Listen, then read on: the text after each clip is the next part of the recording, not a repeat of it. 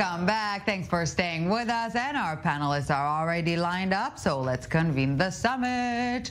And as always, before we get started, I would like to introduce our extremely distinguished panelists for this evening. Amir Badran from the Hadassah Party, Amir Oren, defense and government commentator, and Jeremy Saltan from the Jewish Home Party parliament candidate. Thank you all, gentlemen, very much for joining us today. So obviously we have a whole lot to unpack. The lists have been submitted. We have a final setting, if you will, of the political landscape. Not lacking surprises, but is it enough for either side to get to the golden number of 61 seats? Let's take a look and pick up the conversation right after. Things are looking up for former Prime Minister Netanyahu, according to the latest polls. His bloc would get 60 seats, just shy of a Knesset majority, if elections were held today. The anti-Netanyahu camp, led by Prime Minister Yair Lapid, is trailing behind with 56 seats. Following the dramatic split of the joint list, the two remaining parties, Hadash and Ta'al, are left fighting to simply remain above the electoral threshold, while the breakaway Balad party won't even get into the Knesset if the situation remains as is. So, gentlemen, as always, you know the rules. We'll begin with this quick fire round of 30 seconds each, and we'll, of course, dive into inside baseball, if you will, right after. Who benefits from this political drama on the Arab side of the political divide? Amir Badran, take the lead. I think it's the right political wing will be the most benefit of this, but it depends very much upon the percentage of vote and the Arab community, which is really beneath the percentage that is well known in the whole of Israel. We're speaking about around 38% only percentage of vote in the Arab society, while in the Jewish society it's around the 60 and the 70. Right. Depends on which. And the follow-up question might be who benefits if the Arab voters stay home, and we'll get to that in a second. Jeremy Saltan, your take? My take is it depends if Balad runs until then. In 2015, the joint list, when it had all four parties, won 13 seats. But that was when you had a very high turnout. The chances are the turnout's going to be low. If all three lists decide to go through, it's going to be very bad for Lapid's bloc. However, if Balad decides to drop out at the last minute, then that could actually be something that actually serves Lapid and will really hurt Netanyahu. We're not going to know until the final days of the election. And a reminder to us all, there are two different game fields here. Who gets how much in the elections and the coalition building, which is a completely different ballgame. Amir Oren, your thoughts?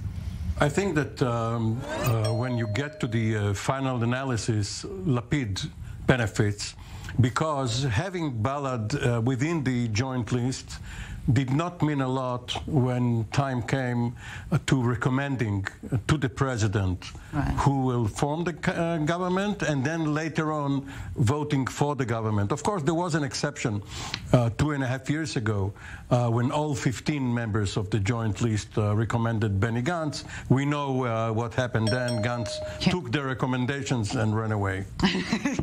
And from this point onward, please feel free to interact. I must begin with you, Amir Badran. Is it a matter of policy differences or purely politics, this breakup that we've seen? I think it's a matter of ego melted with some internal problem inside of Balad. Balad was trying to make better and better their position in the joint list, while they were trying up to the last minute trying to make some modification, and then when they showed that the joint list couldn't bear it anymore, they were already with their own list, making an appointment with the commission and trying to put their own list, while they are giving us a quite different scenario of what really happened there. This is quite sad, but the real opponent in the Arab society is not between Hadash and Balad. It's really about the Arab votes for the Arab minorities parties against what they could be the possibility that the right wing, the political right wing, especially the extremist one, will have the possibility to create a government. They might have the possibility to get the 61 seats and create a government. This is the biggest problem. And with such a low voter turnout, it still strikes me every time anew how come the general parties, so to speak, we will dub them that way, are not even trying to appeal to the Arab sector, but this is a different conversation. Amiral, and I want to go back to your argument that we're also hearing on behalf of Balad, that it was all a plan of Lapid, and even if it wasn't as such that he benefits. But unless it for Netanyahu's some sort of kosher stamp on the Islamic Arab Ram Party way back when, Lapid and Bennett would never had the guts to rely on them in forming this coalition. So is this a maneuver, or at least an opportunity on behalf of Lapid to say, you know what, okay, we got Balad out of the way, now we can talk to Tal and Hadash? In the Arab community, as well as among Trump's supporters, there is a tendency for conspiracy theories, mu'amara, as it is called. They see a vast conspiracy behind every move. Lapid is not that expert a politician, trying to get Ayman Odeh and Ahmed Tibi on his side. The question is, if you have 4 Arab parties, what are the unique features of each one? And Balad wanted to distinguish itself as the most resistant to the courtship on any Israeli or Jewish party's side. Now, in Israel, you know that we have the value-added tax, 17%. Yes, we all feel it very much. Balad was the value-added tax for the joint list when time came to support the government, because each time Odeh and Tibi went to the president, was Rivlin at the time, Balad said, yes, but mind you, it's without us. Mention that you have X number of seats. Write it down. This is minus us. So if you get down to the net number, Lapid and Gantz will probably be better off with 4 or 5 members of the joint list than 6 or 7, including Balad. And no matter how we look at it, the voter turnout among the Arab sector remains a crucial factor in determining how the political landscape is going to look like. Let's shift to the other side. Jeremy Saltan, what's Netanyahu's game plan now, that he's not risking really any parties to drop under the threshold other than Ayelet Shaked, who's telling him today, hey, I'm here, stop ignoring me? That's assuming you put Ayelet Shaked in the only Bibi camp. No, but if we talk about Bibi for a minute and his game plan, it's very clear that he's working on get out the vote. There's absolutely no person in the center-left bloc that is considering perhaps voting for Bibi or one of his satellite parties. That is completely out. The only thing he can do is go to the Likud strongholds and convince people who stayed at home in the last election to come out in this election. And the good thing for him is that none of his satellite parties are on the threshold. You had a merger between Smotrich and Ben-Gvir. You had a merger between the UTJ Ashkenazi Haredi parties, and Shas is comfortable enough on their own. Yes, definitely comfortable enough. Yes, please. Would I just say a word about what was we were speaking about in a minute ago? Speaking about the national minority parties, all around the world, they were always tested by 2 parameters by the voters. The first one is the relevant test is the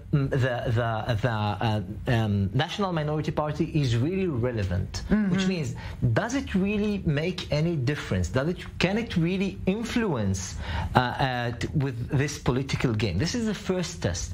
And the second one is saying, is there legitimacy? Is there any legitimacy? And as strange as it might sound, we're speaking about the legitimacy of the Israeli community, the Israeli society, and not the Arab one. Is it legitimate to team up with them? Yes. Are they legitimate in the eyes of the Israeli leaders? Are they legitimate in the eyes of the Israeli society? Are they able to embrace the Arab leaders? Are they able to to construct these bridges of trust between them and to really make them a part of the Israeli community?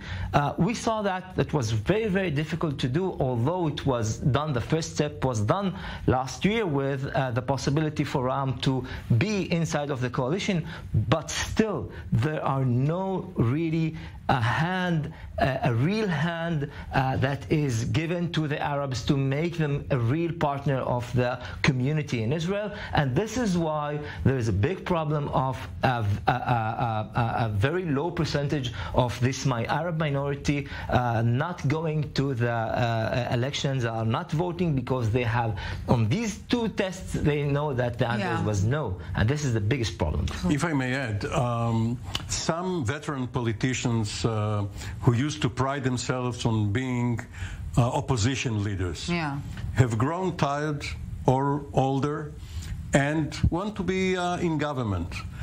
Take Zehava Galon, who used to head Meretz, retired, and now coming back, she wants to be a minister. And it wouldn't surprise me, perhaps Amir would correct me, if Ayman Odeh and especially Ahmed Tibi, after all of these years, want to taste how it is to be a member of the coalition or even to sit in cabinet.